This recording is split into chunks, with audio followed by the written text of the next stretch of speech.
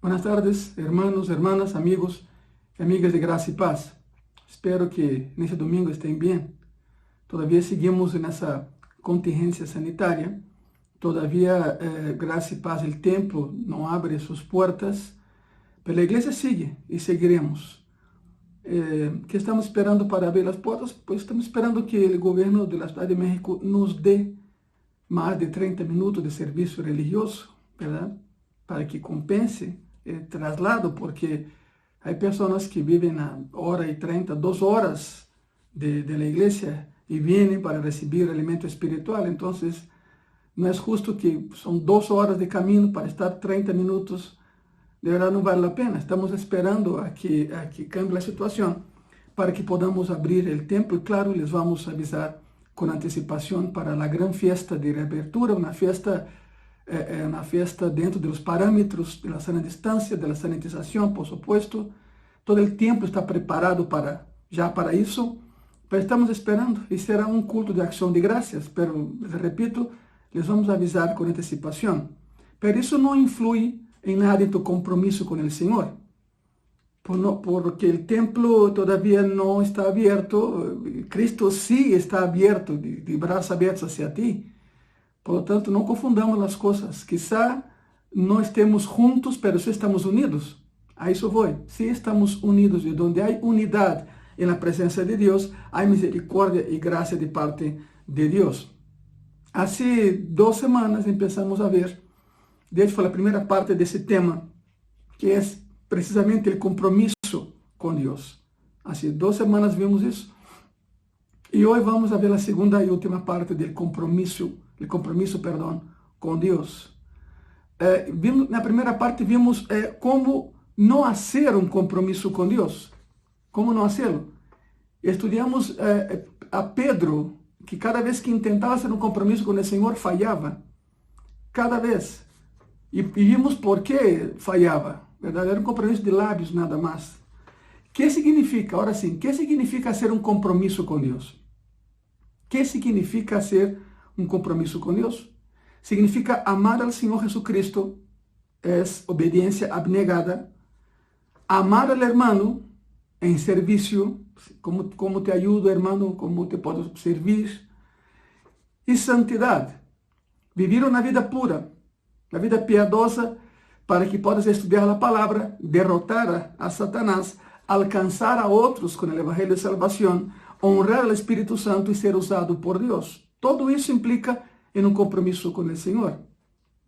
Un compromiso verdadero no se basa en lo que decimos, sino en quienes somos. Sabemos de personas que a la hora de la angustia dicen: Señor, si tú me libras de eso, prometo servirte. Señor, si tú me libras de esa situación, me voy a comprometer, voy a entregar todo a ti. Es más, voy un poquito más allá. Hay personas que pueden ayudar a la obra y no lo hacen. Porque alguien les dijo que eso no era bíblico, alguien les dijo que, bueno, tantas cosas hemos escuchado, pero son personas que pueden ayudar a la obra y no lo hacen.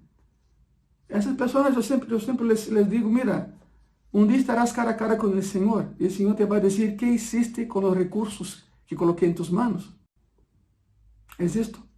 Todos estaremos un día en esa situación. Pero hay personas que prometen: Señor, si tú me libras de ese problema, yo empezaré un ejemplo, yo empezaré a diezmar, yo empezaré a ayudar a la obra.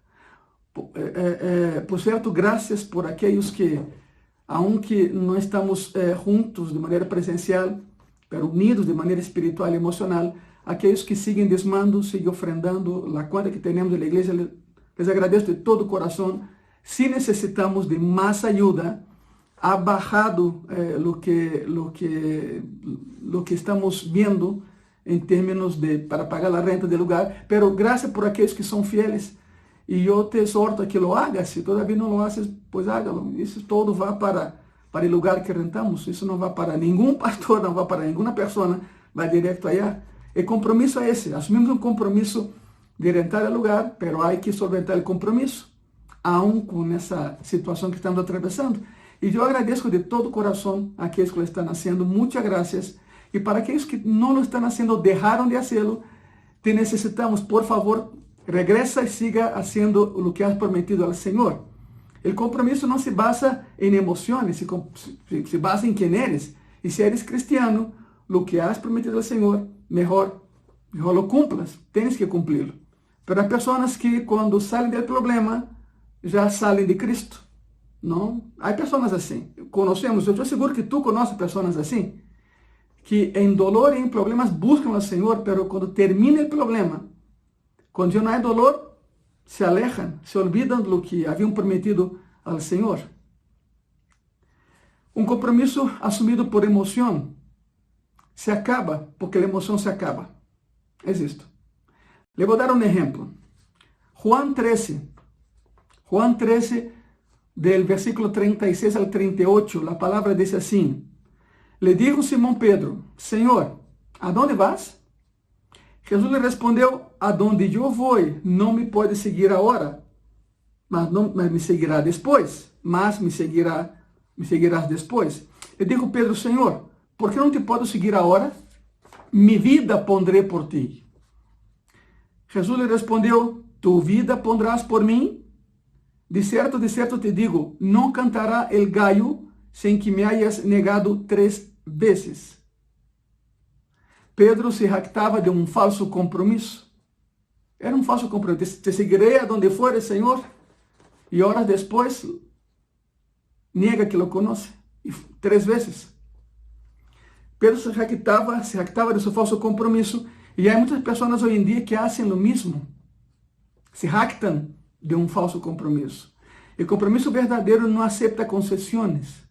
No acepta falsas intenciones. Te voy a dar otro ejemplo. Hubo una vez que Ben-Hadad, rey de Siria, marchó contra Samaria. Ya estaba el reino dividido, ya saben, Samaria, Jerusalén, Judá, Israel, ya estaba el reino dividido. Y Ben-Hadad marchó contra Samaria para conquistarla. Y envió mensajeros a Acabe, rey de Israel. Y este fue el mensaje.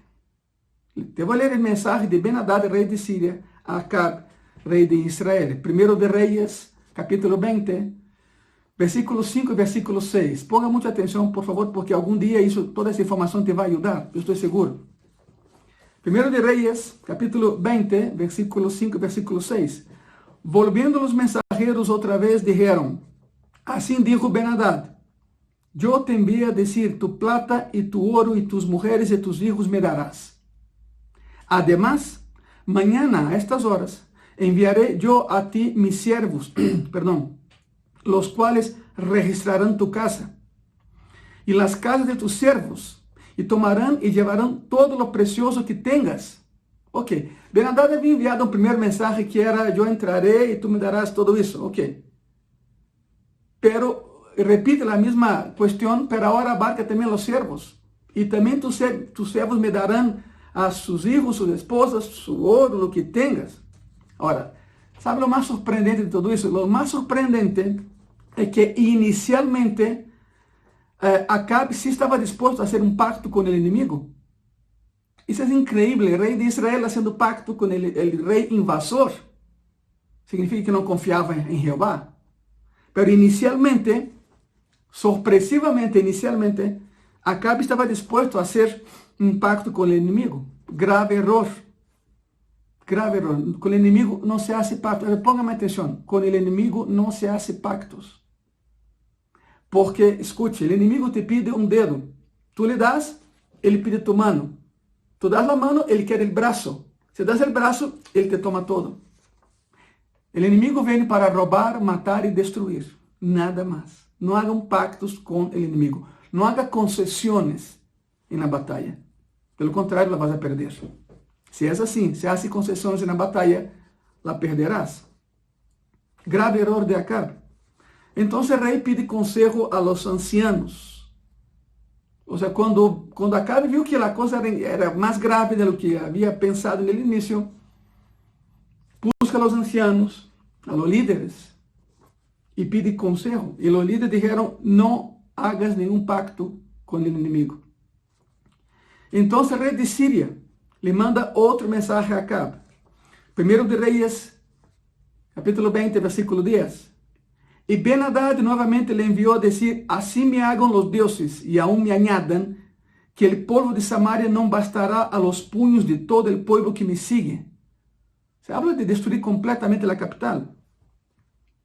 El versículo 11 dice así, y el rey de Israel respondió y dijo, decidle que no se alabe tanto el que se ciñe las armas como el que las desciñe.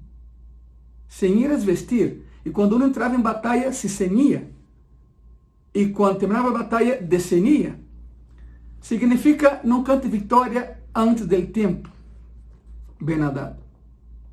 Significa que no podemos contar, hay un dicho, ¿no? Un dicho granjero, que dice, no cuente los huevos antes que la gallina los ponga.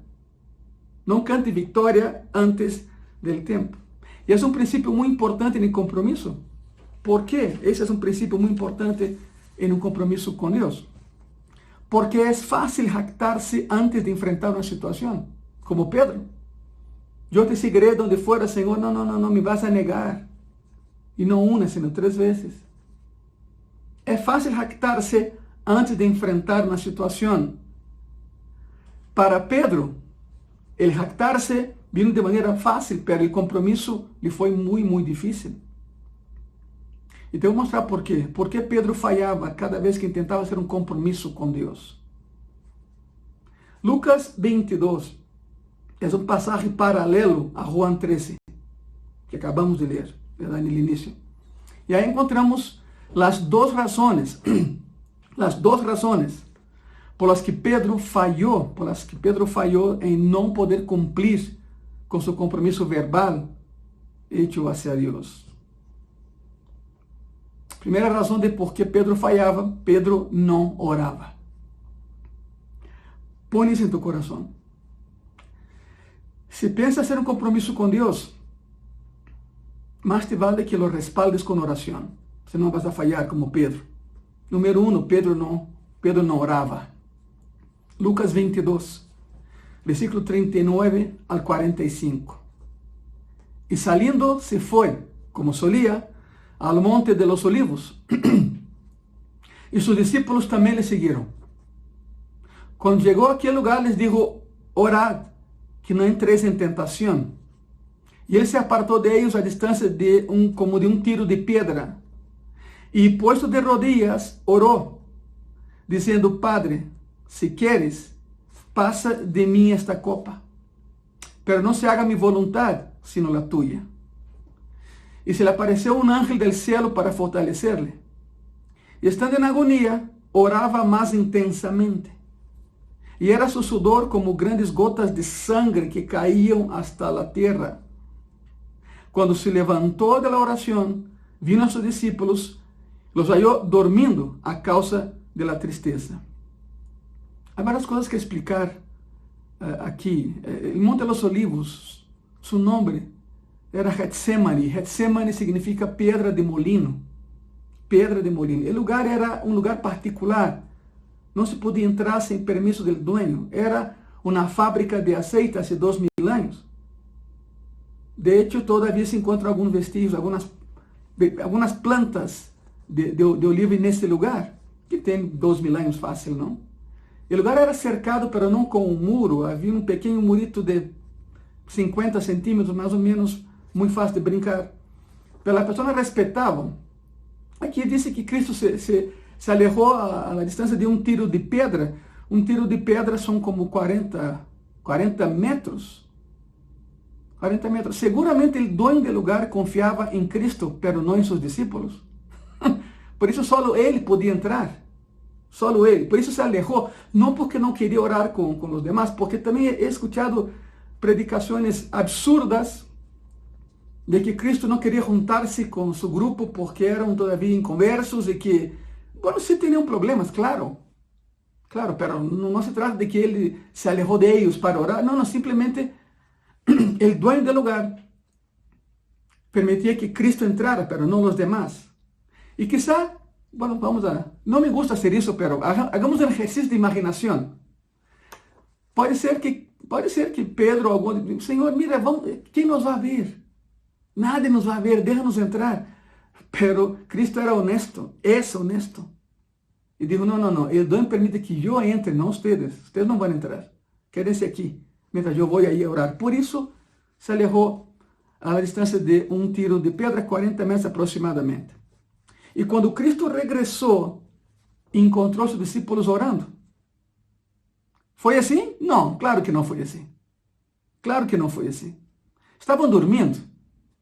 Mientras Cristo orava em agonia, su grupo estava dormindo. E que lhes dijo Cristo? Fíjense nisso. Que les dijo el Senhor? Lucas 22, 46, les dijo, ¿por qué dormís? Levantaos e orad, para que não entreis em quê? Em tentação.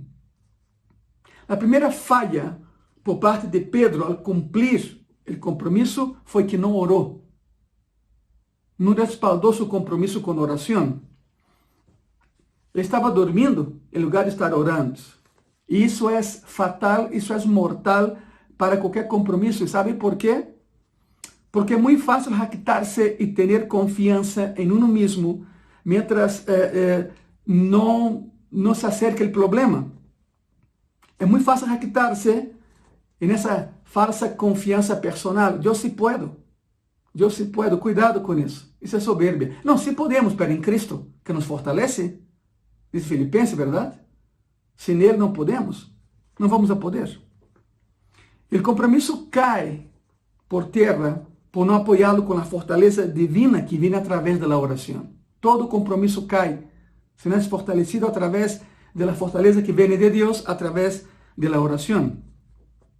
Momentos depois dessa plática, arrestaram a Jesus e Pedro usou o que tinha em suas mãos, a espada, e cortou a oreja de Malco.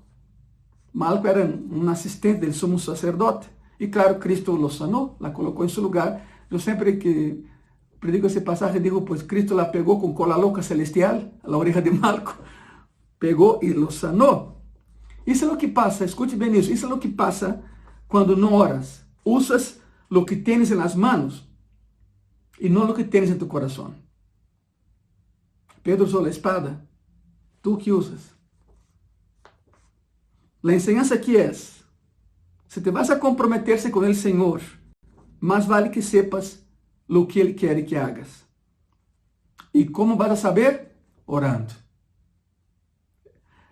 La oración respalda el compromiso. La oración sostiene el compromiso. Entonces, la primera falha de Pedro foi porque Pedro não orava. Número 2, Pedro era inconstante. Pedro era de doble ânimo. Pedro dizia que se hoje, mañana, não. Pedro era inconstante. E os inconstantes não podem sostener um compromisso hecho com Deus que é constante. A inconstância e o compromisso não se llevan. Não se llevan. Juan 22, 54. Y prendiéndole, le llevaron y le condujeron a casa del sumo sacerdote. Y Pedro le seguía de lejos. Lucas es muy enfático en eso. Pedro, el apóstol Pedro, el que siempre fallaba cuando intentaba hacer un compromiso con Dios, el que no oraba, Pedro le seguía de lejos. Pedro ni siquiera caminaba con él. Ni siquiera dijo que lo conocía. Y así fue, una y otra vez en su vida. No oraba y era inconstante, una y otra vez. No, sí, claro, que estás pensando es que un compromiso con Dios es algo grande, es claro, el compromiso es grande. Pero déjame decirte una cosa, si no quieres que nadie sepa que eres cristiano, entonces vas a fallar en tu compromiso con Cristo. ¿Por qué te digo eso? Porque la actitud de Pedro, cuando Cristo fue arrestado, es la actitud de muchos cristianos hoy en día. ¿Cuál es? Bueno, no quieren estar demasiado cerca de Cristo para que las personas no sepan que son cristianos, pero tampoco quieren estar tan lejos que perdan a Cristo de vista. Se captaram a ideia? Ou seja, há pessoas hoje em dia que são cristianos, mas não querem estar muito cerca dele para que não digam que são cristianos, mas tampouco querem estar tão lejos de ele que perdam as bendições. Ou seja, Hay personas que quieren las bendiciones de Cristo, pero no quieren estar con Cristo. Esa es la frase. Y hay muchos cristianos así, desgraciadamente. Quizá alguien pregunta, ¿es cristiano? No soy. Ah, pero ahí en tu oficina vi que trae una Biblia. No, es que me regalaron, pero no soy cristiano. Ah, pero se congregan en alguna iglesia, intentan orar. Y cuando se comprometen con el Señor y fallan, culpan a Dios. ¿Dónde está el Señor? Yo creo que Cristo te va a responder, estoy aquí, ¿y tú dónde estás? ¿No? ¿Dónde está tu corazón? Lo mismo que Jehová dijo a Adán cuando pecó, ¿dónde estás? ¿Dónde está tu corazón? ¿Qué hiciste? Esos son los cristianos que fallan en el compromiso con Dios. Así como Pedro.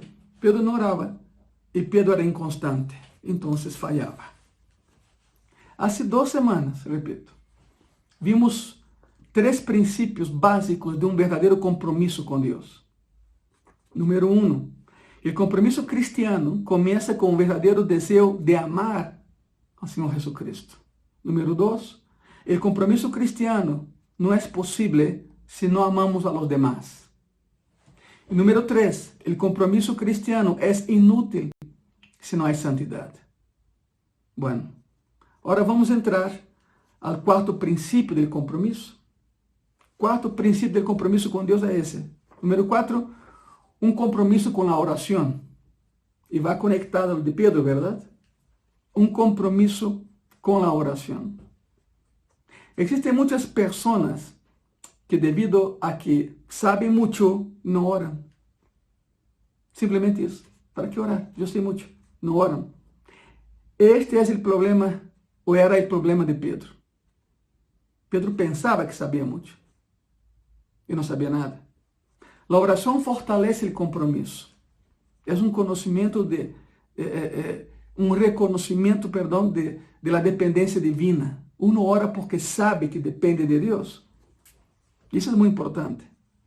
Efésios 6, 18 diz assim: orando em todo tempo, com toda oração e súplica en el Espírito, e velando en ello com toda perseverança e súplica por todos los santos. Significa um compromisso total, não parcial. No oren algunas veces, oren siempre, dice la palabra. No oren con algunas oraciones, oren en toda oración. ¿Por qué digo oren en toda oración? ¿No es lógico? No, no es lógico. Porque hay personas que oran 30 minutos, 1 hora, y cuando terminan de orar, no saben que oraron. No están conscientes, son como robots que oran. Por eso oren con toda oración, sepan lo que están orando. No oren con cierta perseverancia, oren con toda perseverancia. No oren por algunos cristianos, oren por todos los que conozcan. O sea, eso significa un compromiso total con la oración. Siempre se debe interpretar un versículo a la luz de su contexto, y eso le da significado. El contexto es la carta de los Efesios, la carta de Pablo a los Efesios, la cual es una declaración enorme acerca de la identidad del cristiano en la Biblia. Efesios habla de la identidad del cristiano en la Biblia, porque nos dice quiénes somos en Cristo. Esa es nuestra identidad. La carta a los Romanos empodera a los cristianos. Una vez que sabe que eres cristiano, Romanos empodera a los cristianos. Y la carta a los Efesios aclara la identidad del cristiano. Es curioso porque cuando terminas de leer Efesios 6, 17, te sientes increíble, te sientes invencible. Miren eso, por favor. Te voy a dar un panorama y quiero que tengas mucha paciencia porque la lista es larga. Permíteme darte un panorama de Efesios con relación a quién eres como cristiano. Ponga mucha atención. Segundo Efesios, ¿quién eres como cristiano? Ponga mucha atención, por favor. Efesios 1:3 dice que eres bendecido. Efesios 1, del 4 al 6, dice que eres amado. Efesios 1, versículo 7, dice que eres perdonado y redimido. Efesios 1:8 dice que eres sabio. Efesios 1:11, eres rico. Efesios 1:13, estás seguro. Efesios 2, de versículo 4 al 6, dice que tienes una nueva vida en Cristo. Efesios 2:7, eres el objeto de la gracia de Dios. Efesios 2:10, eres la obra maestra de Dios. Efesios, la lista es muy larga. Efesios 2, del versículo 3 al 18, eres parte del cuerpo de Cristo. Efesios 2:19, eres parte de la familia de Dios. Efesios 3:20, eres habitación del Espíritu Santo de Dios. Efesios 4, del versículo 4 al 6, eres parte del cuerpo y tienes el Espíritu. Efesios 4, del 11 al 13, eres llamado por Dios. Efesios 4, del 20 al 24, eres llamado a aprender de Cristo. Efesios 5, versículo 1 y versículo 2, instruido a andar de manera diferente a los demás. Efesios 5:8, tienes la luz de Cristo en tu vida. Efesios 5, del 15 al 17, puedes caminar con la sabiduría de Dios, Él te la da. Efesios 5:18, tienes la llenura del Espíritu Santo en tu vida. Efesios 5:19, tienes la posibilidad de relacionarte con otros como tú. La lista es enorme. Y a pesar de todo eso, a pesar de lo que acabo de darles, nos encontramos con cristianos que dicen, no voy a poder, no me siento capaz. ¿Y por qué piensan así? Porque no tienen un compromiso con Dios. Acabamos de ver 1, 2, 3, 4, 5, 6, 7, 8, 9, 10, 11, 12, 13, 14, 15, 16, 17, 18, 19, 20. 20 marcas de tu identidade como cristiano. E todavia, depois de todo isso, há cristianos que dizem, não vou poder, não sou capaz. Sabe por que pensam assim? Porque nunca fizeram um compromisso com Deus, respaldado por la oração. É por isso. E é um perigo que os cristianos enfrentam, porque têm um conhecimento da doutrina, entendem os princípios práticos da vida cristiana, estão satisfeitos e então a oração já não tem lugar. ¿Para que orar se já tenho todo? ¿Alguna vez te has pensado, hermano e hermana, por que vêm problemas a tu vida? Para que ores. Porque sem problemas, nadie ora. Nadie ora. E a oração é como o exercício del cristiano. Um exército que é enviado à batalha, se está preparado, vai perder a batalha.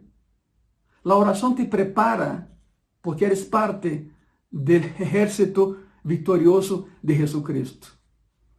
É por isso que Deus permite certa quantidade de problemas em nossas vidas. ¿Para quê? Para que podamos orar. E quando oramos, nos conectamos com Ele. E quando nos conectamos com Ele, escutamos sua voz. E quando escutamos sua voz, podemos caminhar em segurança. Por isso, vêm problemas à vida do cristiano.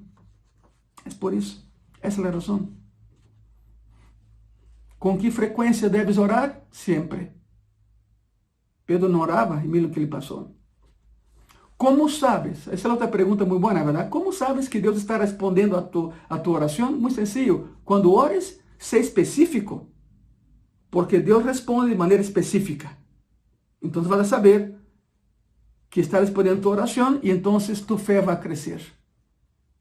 Quando ores, sé específico em tua oração, porque Ele sempre responde de maneira específica.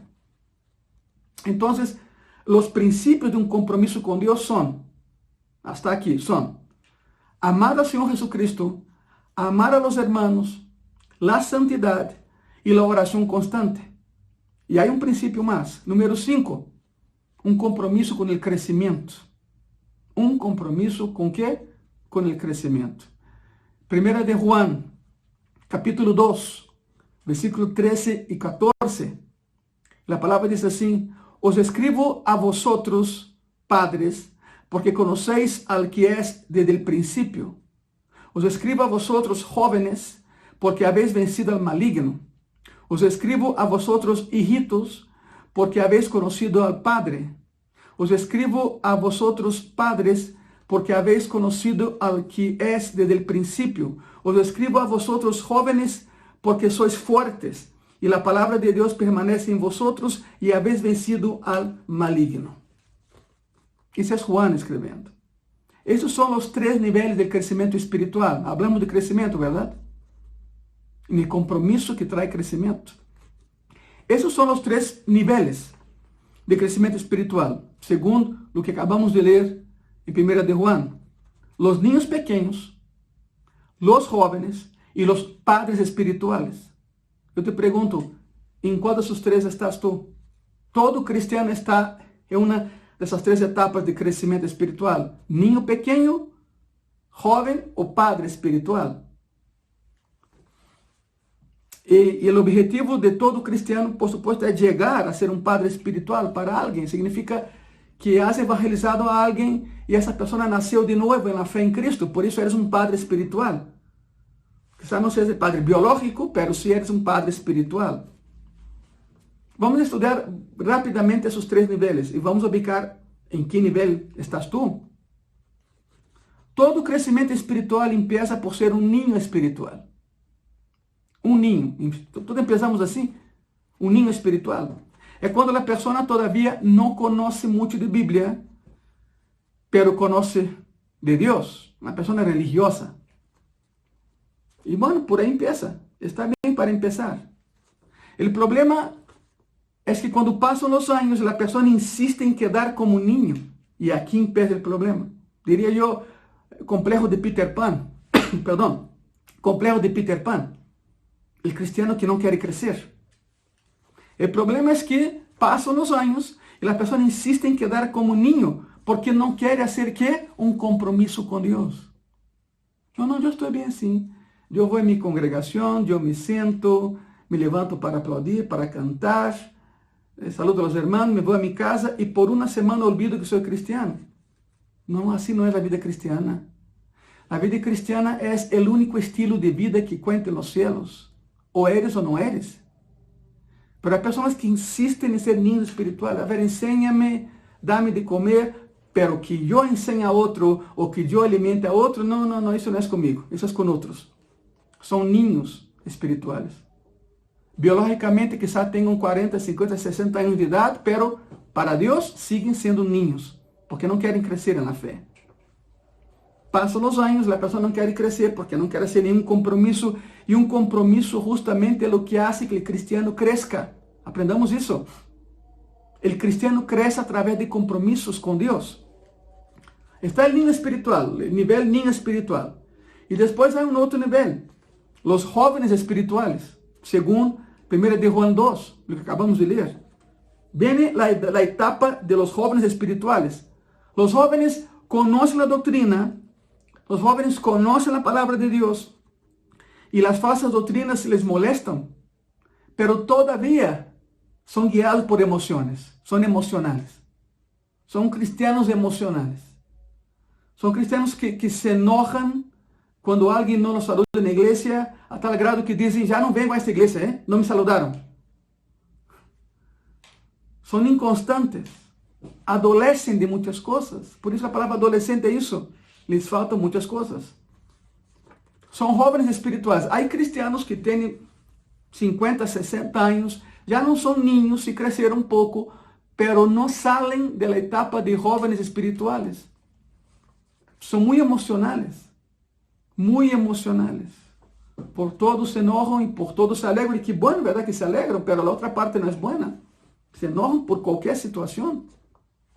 Por cualquier situación. Les voy a contar algo. No menciono nombres, pero hace muchos años, en el lugar donde yo servía, ayudando al Señor, yo solo servía en la otra iglesia, yo no era nadie ahí. Pero me gustaba saludar a las personas. Y había un hermano que sí, saludaba muy bien, una buena persona. Y llegó un domingo en que yo lo saludé y él no me dio la mano. Él pasó por mí como si yo no existiera. Y se fue sentado donde siempre se sienta. No había motivo ninguno. Pero yo no soy de los que dejan las cosas así. Yo tengo que buscar la explicación, a ver por qué. ¿Qué está sucediendo aquí? Yo siempre, aquí en Gracia y Paz, yo siempre he dicho a los hermanos y hermanas que nos hacen el favor de congregarse con nosotros. Yo siempre les digo, no supongan, pregunten. porque por suposiciones falsas se hacen guerras. Entonces, no me gusta suponer donde yo fui con el hermano, me senté, había una silla a un lado, me senté, el hermano no me miraba. Yo intentando hacer la plática, el hermano miraba hacia adelante, enojadísimo conmigo, yo no sabía por qué. Hasta que por fin se dignó a mirarme, ¿no? Y le dije, hermano, ahí atrás te saludé y no me saludaste, ¿pasó algo? Ah, sí, sí, hermano Ángelo, sí pasó. ¿Me puede explicar qué pasó? Fue, no, sí, claro, claro. Domingo pasado yo entré y usted no me saludó. Usted me dejó con la mano tendida. Domingo pasado. Por eso estoy muy molesto con usted, hermano. Muy molesto. Y yo, pues, entré en choque porque empecé a pensar, a ver, domingo pasado. Y entonces, siempre que yo uso los boletos del avión como separadores de Biblia y libros cuando viajo. Y gracias a Dios yo traía un separador en ese día en mi Biblia. Le dije, hermano, ¿me puedes decir cuál fue el domingo que no le saludé? Me dijo, el domingo pasado, hermano. Y me acuerdo perfectamente, era el 3 de mayo. El hermano, entonces, el día 3 de mayo, domingo pasado, usted entró aquí en ese lugar y yo no le saludé. Sí, sí, hermano Ángelo. Me dolió mucho, ¿eh? Y hablé con mi esposa de que, ¿sabe qué? El hermano Ángelo ya no es el mismo, ya no me saluda. El hermano, y saqué el boleto. Ele, ¿me puede decir la fecha de ese boleto y dónde estaba yo en esa fecha? ¿Para qué? Por favor. Entonces miró y vio. Yo estaba en Mérida. El domingo anterior yo no estaba en la ciudad de México, estaba en Mérida. Le dije, hermano, ¿cómo lo voy a saludar desde Mérida? ¿Cómo lo voy a abrazar desde Mérida, hermano? Yo no estaba aquí. Entonces se le cayó el 20. Ah, hermano, pues perdón. Le dije, hermano, ¿sabe lo más grave de la situación? Es que si yo no hubiera venido aquí a aclarar la situación, esa amistad sería un desastre, porque usted nunca me iba a buscar, ¿verdad? Y ya platicó, me pidió disculpas, entonces me levanté y me fui. Esa es la situación. O sea, era un hermano ya de edad, pero seguía siendo un joven espiritual. O sea, no había crecido. O sea, salió de la etapa de niño, pero tenía 60 y tantos años, pero seguía siendo inestable en sus emociones. Por eso Juan menciona, primero de Juan menciona niños espirituales, después jóvenes espirituales. Y hay un tercer nivel. Hay un tercer nivel de crecimiento espiritual que es el padre, es ser un padre espiritual. Si un joven espiritual conoce la doctrina, un padre espiritual conoce al Dios que está por detrás de la doctrina. Vive esa doctrina.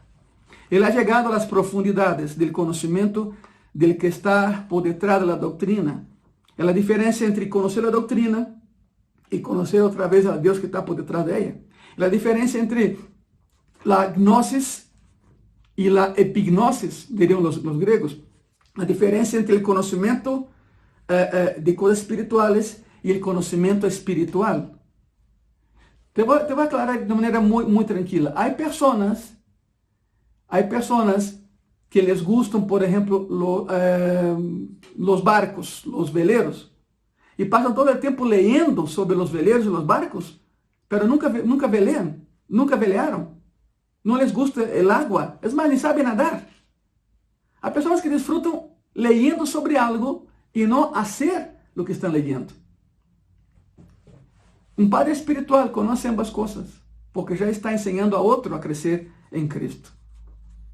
Entonces, ¿cuáles son las tres etapas del crecimiento espiritual según 1 de Juan, capítulo 2? Niños espirituales, jóvenes espirituales y padres espirituales. Y ninguna de esas tres se basa en la etapa biológica que uno vive, sino en la etapa espiritual. La etapa espiritual. Conozco a personas de 70 años que todavía son niños espirituales. Y conozco a jóvenes de 20 años que ya son padres espirituales. Ya predican, ya ministran. Esa es la diferencia. No es edad biológica, es edad espiritual. El crecimiento espiritual es esencial para todos nosotros. Estamos hablando de un compromiso con Dios, pero el crecimiento vendrá después que hagas un compromiso con el Señor. El crecimiento espiritual es esencial para todos nosotros. Segunda de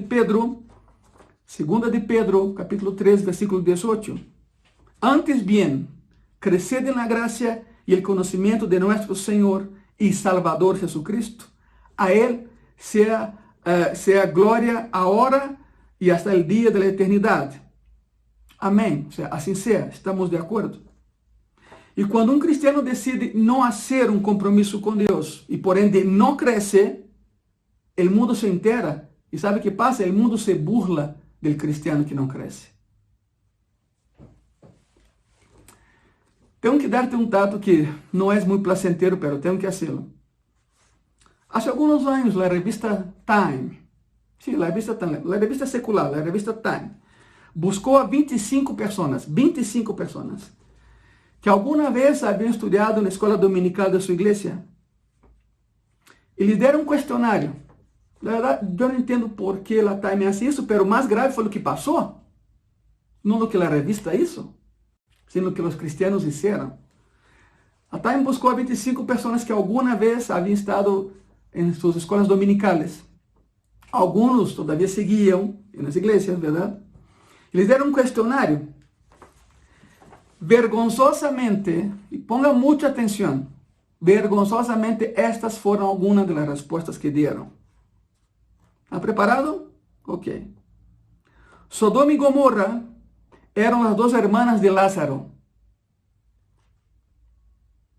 Josué había predicado en Atenas. Los evangelios fueron escritos por Mateo, Marcos, Lutero y Calvino. Jesús fue bautizado por Moisés. Eva nació de una manzana. Y Jezabel era el nombre del asno de Acab. Si no fuera tan vergonzoso, sería chistoso, ¿verdad? Pero es vergonzoso.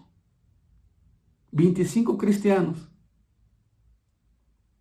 enseñados en la escuela dominical de sus iglesias. Y esa fue la respuesta que dieron ellos.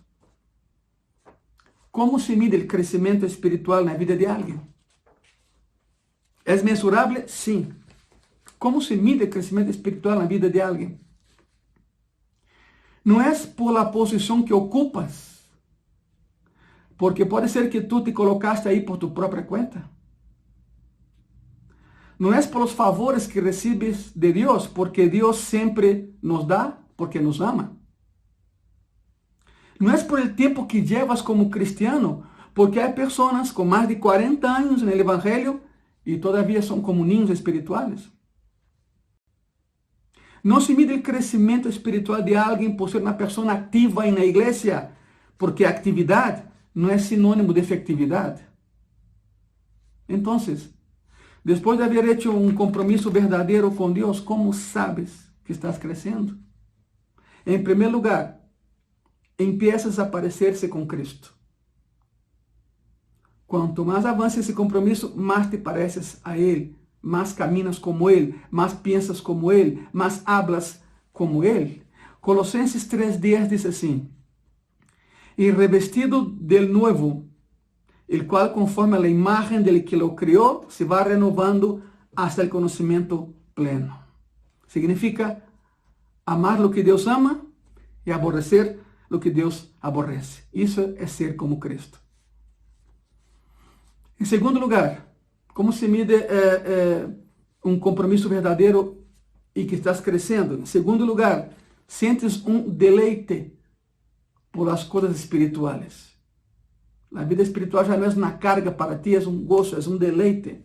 Salmo 119, versículo 97. Oh, cuánto amo yo tu ley. Todo el día es ella mi meditación. Cuando amamos a la palabra de Dios, esa es señal de que estamos creciendo. Es cuando ya no te aburre leer la palabra. Es cuando quieres saber más. Es cuando te metes a estudiar la palabra de Dios. Significa que tu compromiso es verdadero y por eso estás creciendo.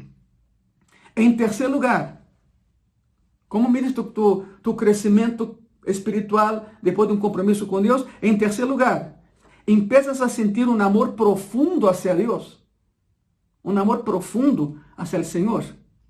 Es cuando te das cuenta de que ir a la iglesia, leer la palabra, ir a las reuniones de oración, ya no son una carga, sino un placer para ti. Y si no vas, te sientes mal. Significa que estás creciendo. Te felicito. En cuarto lugar, sabes que estás crescendo quando tu fé está crescendo. É quando sabes com toda segurança que Deus te cuida, te protege e te suple. Não há dúvida. Já não há dúvida em teu coração, estás crescendo, tu fé está crescendo. E em quinto lugar, sabes que estás crescendo quando obedeces completamente ao Senhor. Acuérdate que a obediência é fruto del amor. Se amas, obedeces. Obediência sem amor é hipocrisia. Hipocrisia é, já sabem, ¿verdad? Hipocrisia é a ação correta, pero com a atitude e coração incorreta. Isso é hipocrisia. É como, não quero ahondar muito nisso, pero é como el dar na vida cristiana. Tu puedes dar sin amar, pero é impossível amar e não dar. Te diré algo, estamos terminando, te diré algo. E é como um resumen de todo o que hemos estudado nessas duas predicações. Se estás amando ao Senhor Jesucristo com todo tu coração, alma, mente e força, se estás demonstrando tu amor hacia los demás a través de um serviço a los demás, se te esforças em la santidade, se estás orando de maneira contínua, se estás crescendo continuamente no conhecimento da palavra de Deus, sabe o que te vai suceder? Tendrás um impacto tão grande no mundo que está a tu alrededor que só Deus poderá registrá-lo. Só Deus poderá levá-lo a conta. Deus está buscando a pessoas comprometidas com Ele. Concéntrate no compromisso. Preocupa-te pela profundidade de tu vida espiritual e deixe que Deus se encargue de la dimensão de tu influência no mundo. Deixa que Ele se encargue disso. Ele te colocará em lugares claves onde poderás predicar a palavra e exercer influência hacia outros. Cierra tus ojos, déjame orar por ti para que Deus te fortaleça. Amado Senhor e Salvador Jesucristo, te damos graças nesta tarde, domingo, Senhor. Graças porque Tu nos has cuidado. Sabemos, Senhor, que aún com a fé e aún com a vida cristiana que levamos, há famílias que sofreram pérdidas. E nesse processo global que estamos vivendo, são tempos difíceis, Senhor. E não lo negamos. Não tapamos o sol com o dedo, é impossível. Há uma situação, uma grave situação. Pero em toda crise, Senhor, ressaltas Tu e em Tu poder. Oro por essas pessoas e familiares, Senhor, que perderam familiares. Oro por essas pessoas, Senhor, que quizá perderam seus trabalhos. Oro por essas famílias, Senhor, que vieram menguar seu estilo de vida. Oro, Senhor, por famílias que perderam a perspectiva bíblica de lo que é Tu poder. Restaura-los, Senhor, a Tu imagem e semelhança. E nesta tarde, Senhor, não venimos a reclamar, venimos a proclamar Tu reino, Senhor, na terra. A proclamar, Senhor, que o deserto llega a seu final. A proclamar, Senhor, que sim, há uma luz ao final do túnel. A proclamar, Senhor, que a lluvia não dura todo o dia e toda a noite. Declaramos, Senhor, que Tu és Rei, Tu eres Senhor. E eu te pido, Senhor, nesta tarde, por favor, há pessoas que estão mirando que sim, de verdade, querem fazer um compromisso contigo. Ayúdalos, ayúdalas. Aumenta sua fé, que possam crescer em Ti, Senhor. Se hasta la fecha são como niños espirituales, ayúdalos a passar ao seguinte estágio, que é o seguinte nível, que é jovem espiritual, Senhor. E aqueles que são jovens, que sejam já padres espirituales, que possam estar ensinando a alguém mais. predicando tu palabra, Señor. Porque todo lo que respira te alaba. Pero todo lo que respira, respira porque está vivo. Y si está vivo, tiene que crecer. No es normal que un cristiano no crezca. A nivel emocional, a nivel espiritual, tiene que haber un crecimiento. En tus manos estamos todos, Señor. Muchas gracias. En el nombre de Jesús. Amén. Muchas gracias por estar conmigo en esta tarde. Seguimos adelante, predicando la palabra. Gracias por aquellos que, una vez más tengo que repetir eso, gracias por aquellos que están aportando sus diezmos, ofrendas y promesas a la cuenta de la iglesia. Muchas gracias. Pero sabe que no deje de hacerlo. Hoy necesitamos mucho más de ti. Entonces, por favor, esfuérzate un poco más para que podamos salir bien de esa situación que estamos enfrentando a nivel mundial. Hay iglesias, y me da tristeza hablarlo, pero hay iglesias que han cerrado sus templos. No tienen a dónde ir. Que não passe isso com graça e paz. Não somos melhores que nadie, sabemos quem somos, pero sim, essa é a notícia, que há igrejas que sim han cerrado seus templos e não vão regressar. Que Deus ajude esses pastores e pastoras que podem encontrar a maneira de suplir essa necessidade. Por lo tanto, te pido, irmã de graça e paz, não deixes de diezmar, não deixes de ofrendar. Tu promessa para a renta é muito importante. E vamos muito pronto saindo dessa situação. E vamos muito pronto poder estar juntos, aún com sana distância. E muito pronto, se podemos, vamos a poder abraçar-nos como antes. Pero por agora, há essa necessidade em graça e paz, em tua igreja graça e paz. Necessitamos de todo o teu apoio. Por favor, não deixes de fazê-lo. Graças uma vez mais. Nos vemos no próximo jueves a las 7. E que Deus te bendiga muito. Graças. Amém.